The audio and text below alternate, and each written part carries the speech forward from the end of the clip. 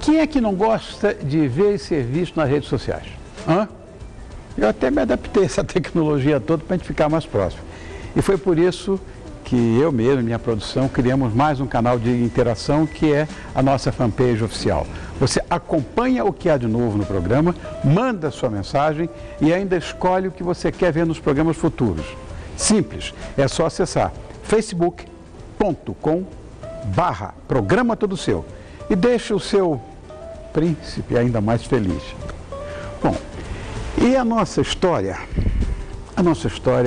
verdadeira e com todas as letras, começo, meio e fim, às vezes não é regra, né? Você já parou para pensar que nem tudo que você leu, que você ouviu, que você aprendeu nas aulas de história é verdade?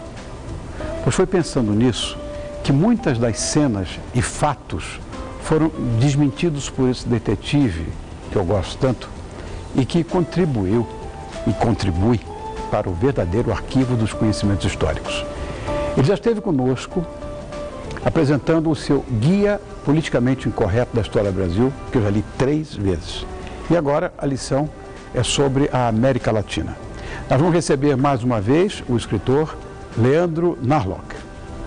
Boa noite, Leandro. Como é que você está, meu irmão? Obrigado por ter voltado. Não precisa levantar, vai. O cara, você ficou insuportável, de repente, tanto tempo, primeiro lugar na Veja, depois primeiro lugar está em primeiro lugar na Amazon aqui do Brasil. Isso, o Guia da América Latina. O Guia da América Latina.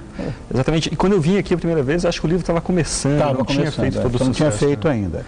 Você falou que, na verdade, o Guia Politicamente Incorreto da América Latina, acredito que você deva ter feito uma pesquisa mais dificultosa do que você fez aqui do Brasil. Politicamente do Brasil. É verdade. Eu dominava um pouco mais a história do Brasil, né? Eu estava mais próximo disso, então a gente teve que começar, eu e o Duda Teixeira, que escreveu o livro comigo, nós tivemos que começar mais de baixo, né? Quer dizer, se inteirar dos assuntos antes de contestá-los e tal. Por sorte, o Duda, que escreveu comigo, ele é um repórter internacional muito experiente, já visitou quase certamente todos os países da América Latina e muitos do mundo. Então foi muito bom. A gente não pode cair em qualquer fonte, né, em qualquer livro, porque muita gente repete aquilo que a gente aprendeu e que nem sempre é verdade, né? Então a gente sempre tentou ir naquilo que é mais desagradável, que incomoda mais esse discurso politicamente correto. Você sabe que, na verdade, as pessoas ficam, de certa forma, incomodadas porque existe um conforto emocional em que você sabe da história com tantos heróis, com só gente bacana e tudo, né? Agora, é difícil você encarar a verdade nua e crua sobre heróis, aspas, os heróis, que na verdade só atrapalharam a política, sei lá, arruinaram a economia, perseguiram os cidadãos. Eu vou dizer, Leandro, você está aqui não só porque eu sou seu admirador, mas porque você é um homem de coragem. Eu vou explicar por quê. Na nossa atividade, que é a comunicação, existe sempre um viés esquerdizante. Sim. Todos nós aqui temos, de alguma maneira, quem trabalha com comunicação, tem sempre aquela coisa romântica, romanticista, socialista e tal. Eu mesmo, quando garoto, em faculdade, fui militante de esquerda, aquela coisa. Hoje, eu não acredito mais em ideologia nenhuma. Acredito no homem, como ser humano. E vejo, quer dizer, tendo essa visão de que ideologia hoje é uma bobagem, uma mega bobagem, pelo menos no século XXI, eu te chamo de corajoso porque você deve ser perseguido, você deve tomar trombada de todo mundo, fundamentalmente da esquerda brasileira, como a pobre da blogueira, Iane, teve aqui, coitado, só faltaram apedrejar a moça, né? Exatamente, uma baixaria que fizeram com baixaria aquilo. No Brasil não é isso, não é uma meia dúzia de pessoas. Eu acho que eu tenho que respeitar as ideologias, elas devem ser respeitadas, mas na medida em que elas respeitam as outras. porque eu sou absolutamente fora de qualquer ideologia, sou apolítico, não quero saber. Eu acredito no homem e nas ideias dele, como acredito Sim. nas suas. Eu compartilho desse seu passado sombrio. Eu também fui militante comunista quando era mais novo, mas, bom, eu lembro aquela famosa frase, né? Quem tem 20 anos e não é comunista não tem cérebro, e quem continua com 40, desculpa, não tem cérebro, quem continua com 40. Né? Então, o mundo é muito mais complexo do que uma história de que os ricos são do mal e os pobres são do bem, que um é pobre porque o outro é rico. Geralmente, quando a gente ataca um lado querendo apoiar o outro, a gente faz mal para todo mundo, né? Como aconteceu em Cuba, por exemplo. Claro, né? Claro. Conheço muito pobre do bem, muito pobre do mal, muito rico do bem, muito rico do mal. Ser humano é ser humano, acabou. Agora, não é à toa que o livro ficou em primeiro lugar na lista dos mais vendidos da revista Veja, porque ele é, no mínimo, curioso, tem muitas curiosidades. Na verdade, que ninguém matou tanto por nada como os astecas. Sim, é verdade. Os astecas, eles tinham uma concepção trágica do mundo, né? Uma concepção trágica é aquela em que os deuses decidem as coisas, decidem o seu destino, independente do que você faz. Na verdade, tinha alguma dependência que era fazer oferecimentos a esses deuses, né? Tentar deixar os deuses bem-humorados. E os astecas achavam que se fazia isso oferecendo pessoas aos cultos, né? Tinha cultos enormes, né? Tem pinturas disso, as pirâmides que a gente conhece hoje, as pirâmides, aquelas lindas pirâmides astecas, elas eram todas manchadas de sangue, né? Uma das primeiras atitudes dos espanhóis quando conquistaram o México foi lavar aquela sujeira toda, porque os corpos, eles decepavam os corpos em cima das pirâmides e as pessoas, os corpos caíam escada abaixo para o deleite do público, né? É claro que isso tinha a ver com a concepção. A gente não pode hoje simplesmente falar, eles eram assassinos. Era o jeito em como eles enxergavam o mundo, enxergavam a posição deles no mundo. Mas também a gente não pode dizer que eles eram pacíficos, né? Quer dizer, com os espanhóis veio a ideia de que matar é errado. Cortés, um assassino, uma coisa pavorosa e tal. Tá, mas em contrapartida, o resto é subterrâneo, é debaixo do tapete. Exatamente. Essas coisas me incomodam, essa coisa do indianista, que tem essa visão um pouco mais romântica. Não é bem assim, a gente sabe que não é. Pois é, a gente está acostumado a ver a invasão espanhola, né, a conquista europeia da América, como um lado os portugueses onipotentes, os espanhóis e portugueses onipotentes, e de outro lado os índios que só apanham ou obedecem, né? E na verdade os índios, eles tinham sim poder de estratégia, de negociação, né? Os espanhóis tinham que contar com eles para poder avançar, né? Claro. Então tem muitos estudos novos sobre isso, mostrando que na verdade a conquista espanhola foi quase uma parceria, né, de alguns povos indígenas que queriam derrotar outros povos indígenas. Os espanhóis se aliaram e assim aconteceu. E esse contato entre índios e europeus foi fundamental para que eles tivessem jogar uma âncora, tivessem podido jogar uma âncораzinha aqui na América Latina e no nosso país também. Mas o maior destaque do livro foi reservado a líderes socialistas muito admirados hoje em dia.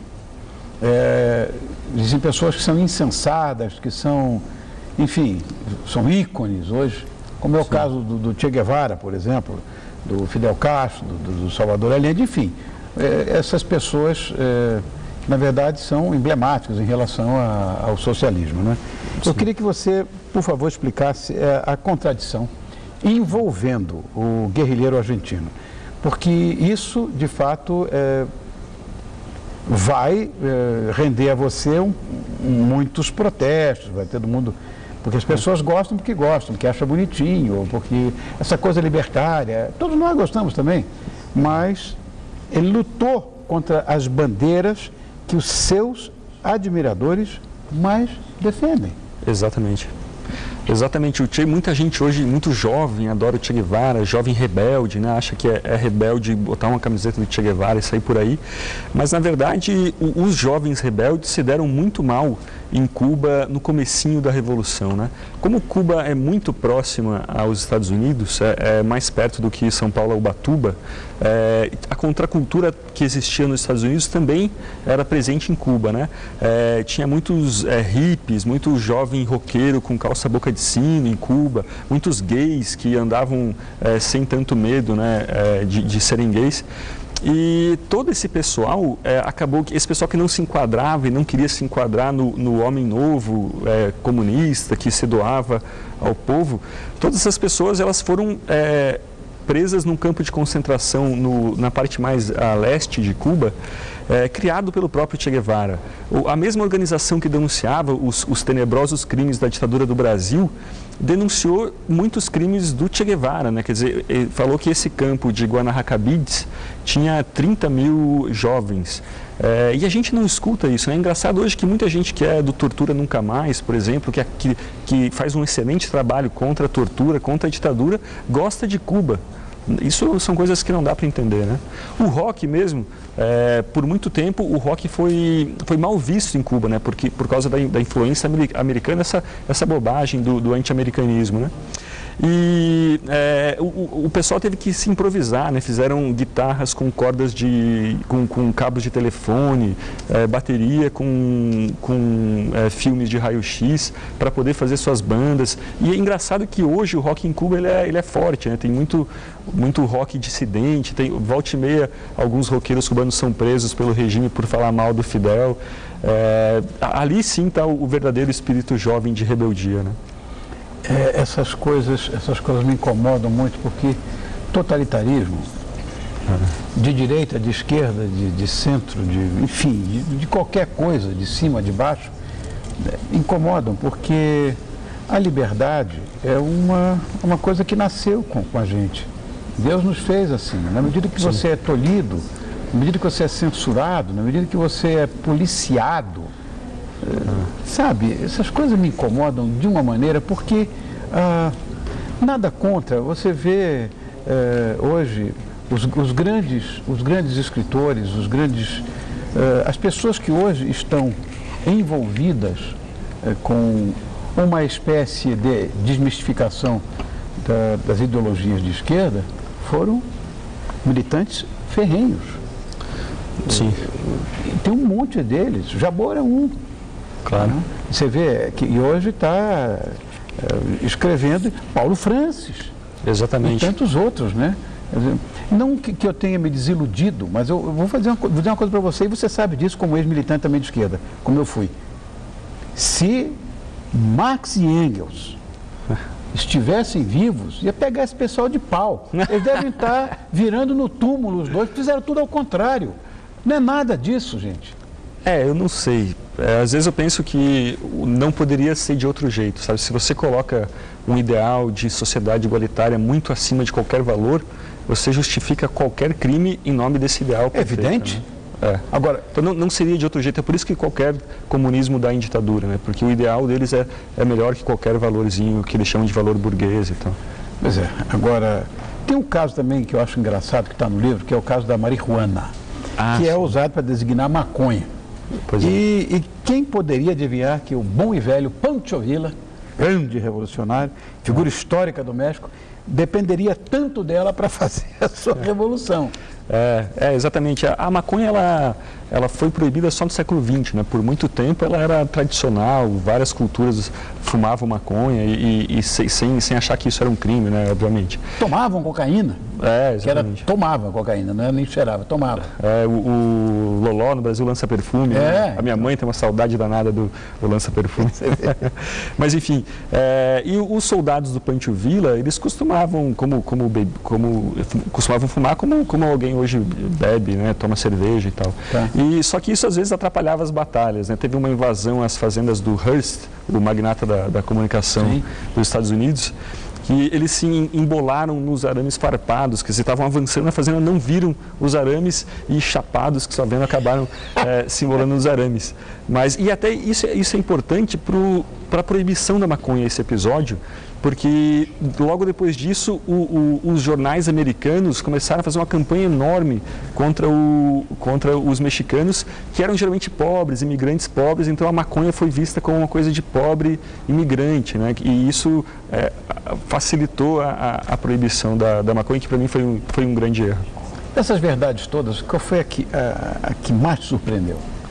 O que mais me surpreendeu, acho que foi sobre o Allende. Eu mesmo, eu estudei, eu aprendi isso na escola, que o Allende era o único líder socialista democrático e tal. Na verdade, ele estava a ponto de dar um golpe em Cuba, né, no Chile. O Darcy Ribeiro conta isso nos livros. O Darcy Ribeiro viveu os momentos antes do golpe no Chile e ele falou, a gente estava prestes, tinha arma de Cuba aqui, a gente estava prestes a dar um golpe e tomar o poder e fechar o Congresso e tal.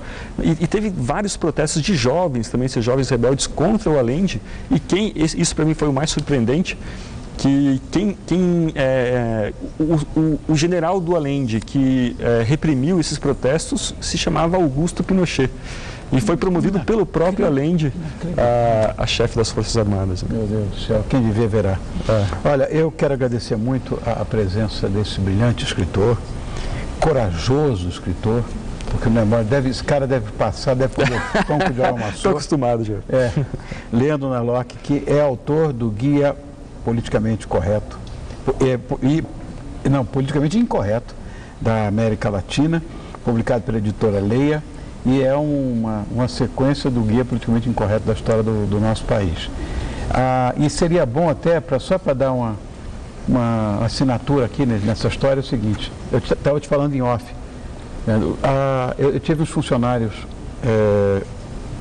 bolivianos, ele era engenheiro, e ela era professora de línguas. Eles, quer dizer, gente com nível universitário, etc., com uma formação acadêmica, eles aprenderam na escola que o Brasil comprou o Acre por um cavalo, porque o presidente lá era maluco, vendeu por um cavalo.